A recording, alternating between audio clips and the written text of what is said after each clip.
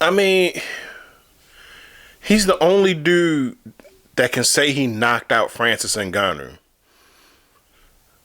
So what was he going to do to Jake Paul?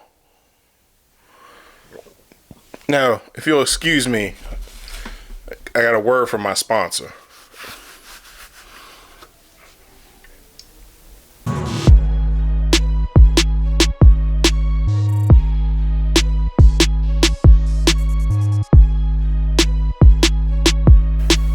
What is up, everybody? My name is Advance, and this is Advanced Sports Talk. All right, so Anthony Joshua versus Jake Paul. Well, Jake Paul versus Anthony Joshua, because Jake Paul was the challenger. All right, let's talk about it. But first, they weren't the only ones that fought. They actually had a pretty good card set up. A pretty good main card. Yeah, I don't know anybody on the prelims. Let's see. Yeah, main card starting off super featherweight fight. Jamal Harvey defeated Kevin Cervantes by unanimous decision. Cruiserweight. Anderson Silva defeated Tyron Woodley by TKO with a very clever feint uppercut, but he did a step, like he looked like he was about to do a step jab or whatever. Nevertheless, it was a left feint right uppercut, caught Woodley right on the chin. And the ref stopped the fight halfway through the second round. So yeah, TKO to him.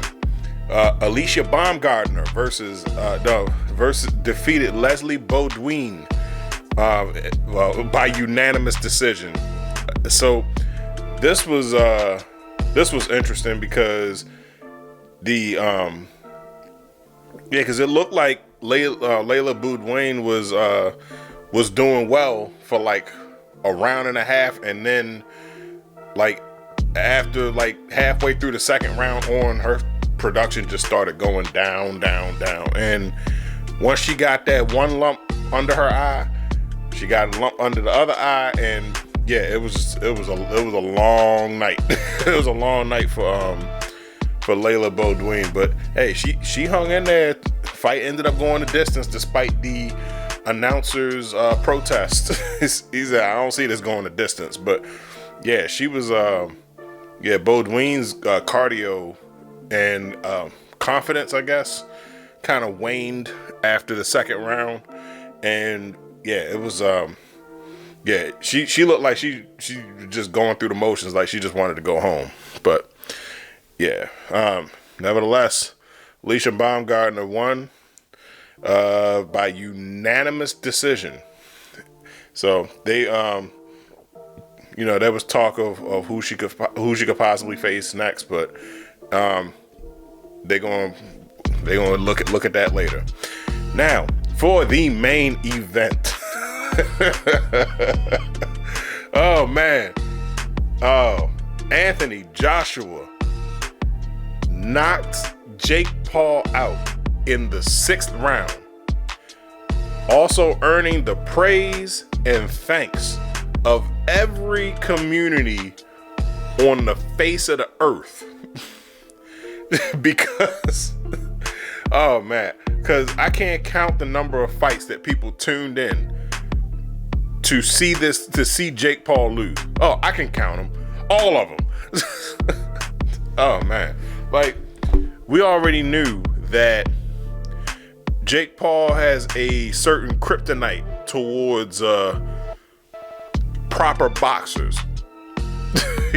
like boxers, like active boxers. With the exception of Julio Cesar Chavez. So yeah. But yeah, he knocked him the fuck out. That was a masterclass. Now, first 3 rounds, well, actually the first round, Anthony Joshua was frustrated because he was really trying to go for that first round knockout, and it was not working. So Jake Paul was really just taking it real easy, going through the motions, and once round four came, and that's when Jake Paul started really upping the production, and that must have been all the cardio that he had, because after that, round 5 and round 6, Jake Paul was checked out of the fight. He looked like he wanted to go home. Like, and for some reason that I haven't been able to grasp, during this fight, Jake Paul decided to keep going for takedowns, not clinches. Now, these takedowns initiated a clinch, which of course Anthony Joshua then forced Jake Paul to carry his weight. It's already been noted that he's bigger than him, and that might have sapped all of his strength in the 4th round, but his cardio, I mean. But what makes you go for a single or double leg takedown in a boxing match? I know you told Nate Diaz that, you know, that you was gonna eventually do, y'all was gonna eventually have an MMA match. But yeah, no, this is boxing. So I have no choice but to conclude that you was just being an asshole. So, like, he kept going for double leg takedown, single leg takedown. Matter of fact, one of those instances where you was kind of halfway successful, but you ended up causing yourself to get kneed in the groin. Like, it got so ridiculous to the point where the ref had to stop the fight and call both of them to the center of the ring and say, look, the fans didn't pay to see this shit. Knock it off. Like, oh my God. Oh, like, that was that was crazy. And you know what? It got to a point where Anthony Joshua had enough, and it's like every time he clinched with him, okay, you gonna try to take me down? All right, fine. Guess what? You gonna take these kidney shots, man? Kidney shots, side shots. Anthony was going to the body. He was bodying Jake, and it was one instance, and this was when Anthony Joshua really started to touch Jake Paul, and you can tell when he landed that first clean hit on Jake Paul. Jake Paul had that face like, oh shit, like like the face that he made said, oh my God, like, this is an actual boxer this is an actual heavyweight that I'm in. Yeah. I don't know what Anthony Joshua's contract looked like. I don't know if they had the little fine print that was in there with Tyson's contract, where they said, like, you know, you're more incentivized if the fight goes the distance. Joshua said, no, fuck that. I'm knocking this motherfucker out. Again, I don't know if those same clauses was in the contract or not, but no. He came in and said, I want to knock him out in the 1st round. And he ended up knocking him out in the 6th. And shit, he got knocked down 3 times in the 5th round. So, no, I'm sorry. He got knocked down twice in the 5th round.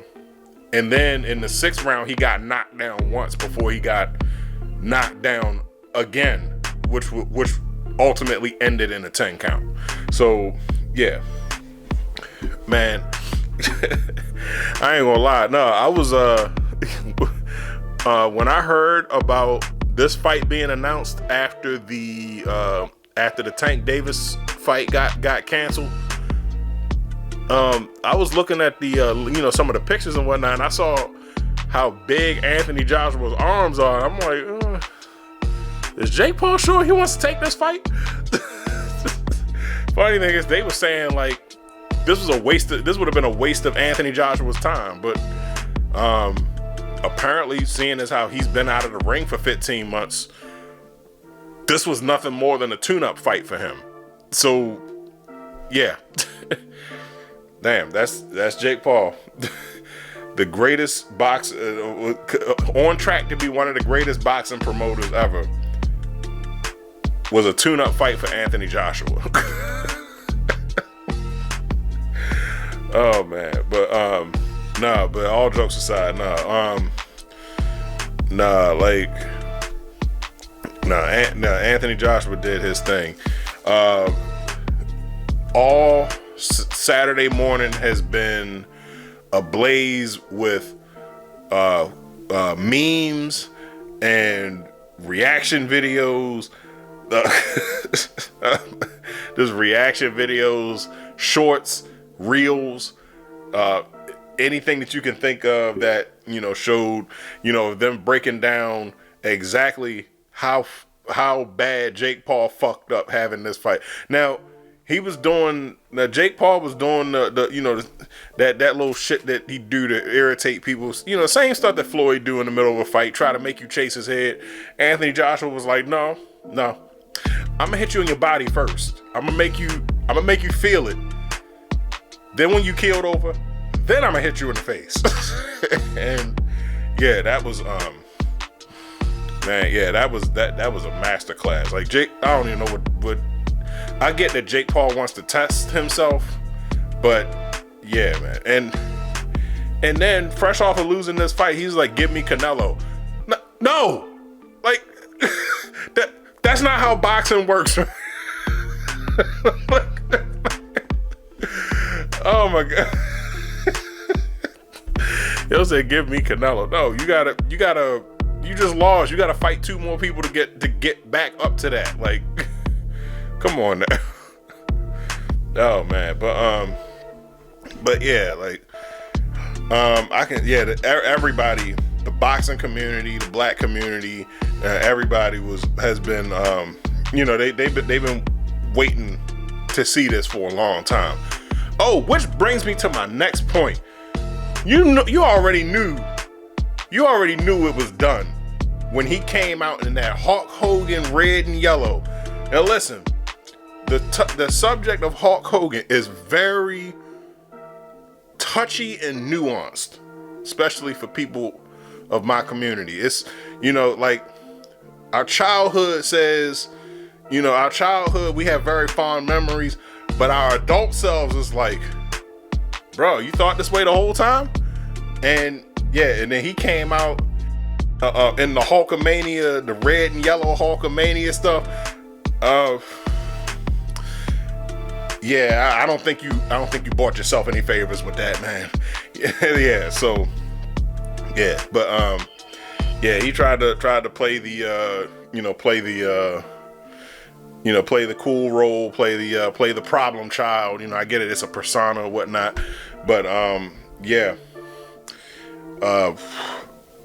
Anthony Joshua pulled a Kamaru Usman and he broke that man's jaw in 2 places. Like, it's, yeah, and of course you already know who I went to, Brian Suterer's channel, like, and he broke it down verbatim. And the X-rays released, and they confirmed that it was the exact fracture that he said it was. That guy knows his shit, man. Let me tell you. Oh man, but man, as exciting as that was, man, that's crazy. So now Anthony Joshua has his sights set on Tyson Fury. But I don't know if he has his sights set on Tyson Fury, but he told him to put his Twitter fingers down. So yeah. I think that's the gauntlet being thrown down. So we're gonna see what happens with that. But nevertheless, oh, hold on. I'm sorry. Before I wrap up, the highlight of the night: Dave Chappelle, who I'm convinced works for Netflix right now. After that messy business with his with them picking up his show and everything, he dropped a new comedy special last night, and the comedy special was available right after the fight. So yeah, it's pretty funny.